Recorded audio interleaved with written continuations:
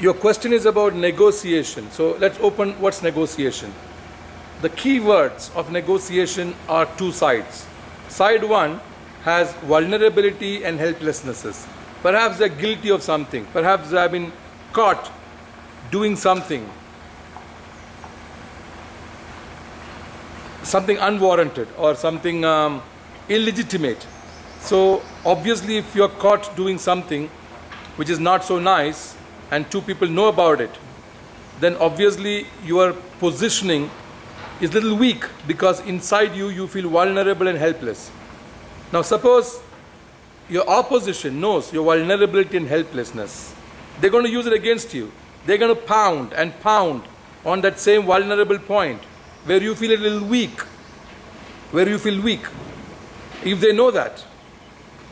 And their strategy would be to give you loaded conversation and sentences loaded with power to hit where it hurts you most.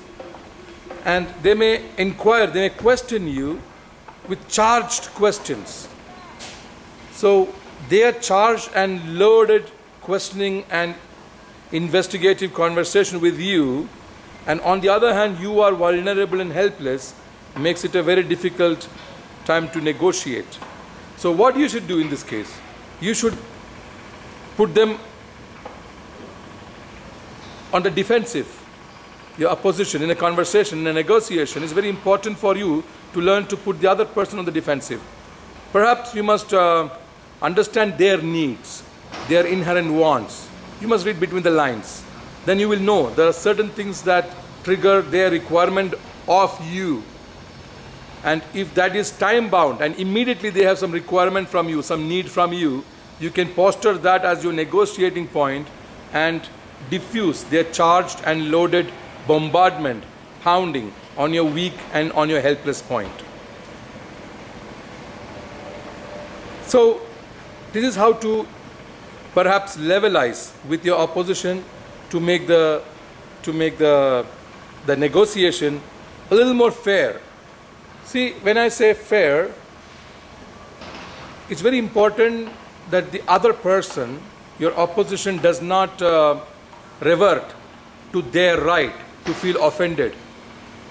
Because if you start playing the card that you're always offended and you're so sensitive to everything the opposition says, then they may start asking you the question, what gives you the right to feel offended? Every time they use an offensive word, what gives you the right to feel offended? So if you have a right to feel offended, so will the other side. The other side also will start levelizing with you and say, please do not use such vocabulary, or do not bring a posturing of your body language as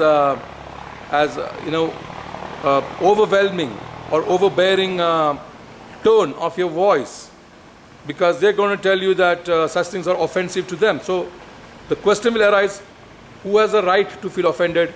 What are your sensitivity quotient? Are you like a touch me not planned, that every time you get touched, so many areas of sensitivity that you easily can be rubbed the wrong way? So if that is the case, then you may want to attend to that, because you must eliminate your right to feel offended, because you must understand your own sensitivities. Because if you are too sensitive about everything, then the other person has got a lot of armaments against you, and he will use his right to feel offended. So in a negotiation, it's very important to know that you are not too overly sensitive to things, and that you do not exercise your right to feel offended. And then you must understand the key words as, on one side, vulnerability and helplessness, on the other side, investigative questioning, and loaded and charged pounding of some points that you put forth.